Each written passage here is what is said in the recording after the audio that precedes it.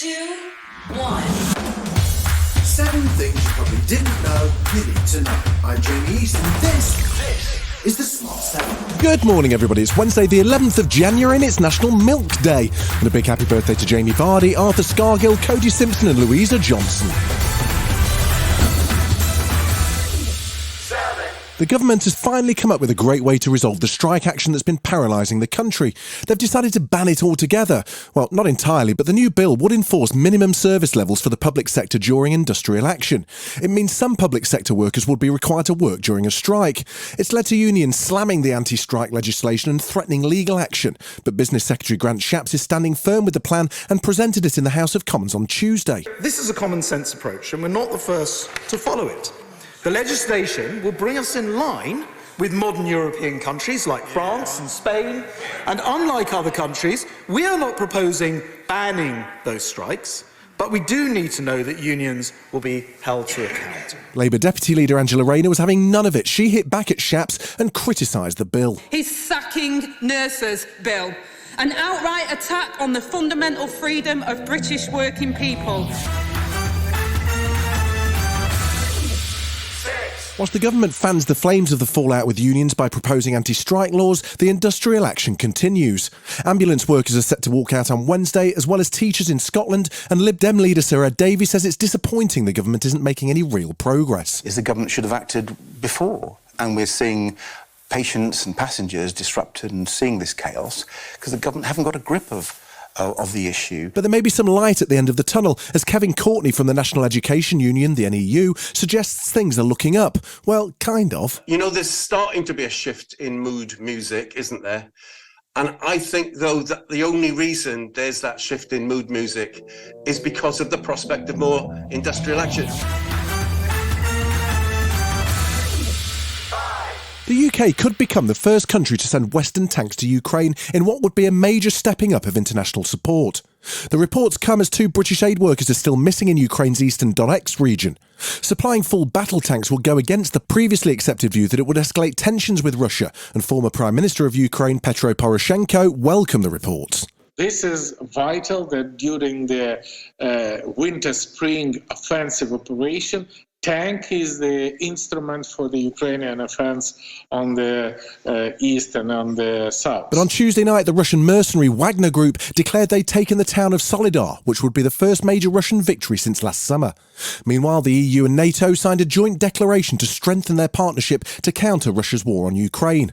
NATO Secretary-General Jens Stoltenberg says the support from partners is essential. The regime in Moscow wants a different Europe. This will have long-lasting consequences for our security. So we must continue to strengthen the vital transatlantic bond in NATO, and we must further strengthen our support to Ukraine.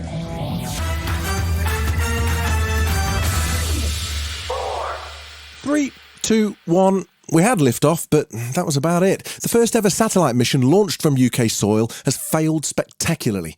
The Virgin Orbit jumbo jet was carrying a rocket out of Newquay in Cornwall to release it high over the Atlantic Ocean. But soon after launch, the company said the rocket had suffered an anomaly. The satellites it was carrying couldn't be released and were lost. It had been tipped to be a major milestone for UK space, so Melissa Thorpe from Spaceport Cornwall was understandably disappointed. Absolutely devastated. We put our heart and soul into this, and it's such a personal journey for me as well, and my family were here. So yeah, it was pretty rough, but I feel okay, and I think it'll just be a few days of just kind of letting it sink in a little bit. Still to come on the Smart 7, all the winners from the Golden Globes and Carabao Cup quarter-final action, right after this. Welcome back. 3. The first round of the Carabao Cup quarter-finals took place on Tuesday evening. Man United faced Charlton, while Newcastle faced Leicester in an all-Premier League clash. Charlton were no match for Man U, who led from the 21st minute, but it took 2 late goals from substitute Marcus Rashford to secure the semi-final spot as it finished 3-0. It took a while for the Newcastle game to spark to life, but 2 second-half goals saw Eddie Howe's side through to their first domestic semi for 18 years. He was pleased that his team stuck at it and got the job done. We had chance after chance in that first half. We didn't take them. Goalkeeper made some good saves. I think the important thing in that moment is not to get impatient and to start overthinking things and trying the extravagant. I thought we kept control pretty well, and the goals came at a good time for us, I think. Tuesday night saw the return of the Golden Globes Awards in Los Angeles. After 2 years of controversy which saw criticism over ethical lapses and lack of diversity in the awards and the judges, the Hollywood Foreign Press Association was back with a reboot of the glamorous event. The 80th ceremony did see a more diverse set of winners, with Zendaya for her role in the second season of Euphoria, Abbott Elementary's Quinta Brunson, and Ke-Huy Quan from Everything Everywhere All at Once. And Wakanda Forever's Angela Bassett became the first person to win a major individual acting award for a Marvel movie.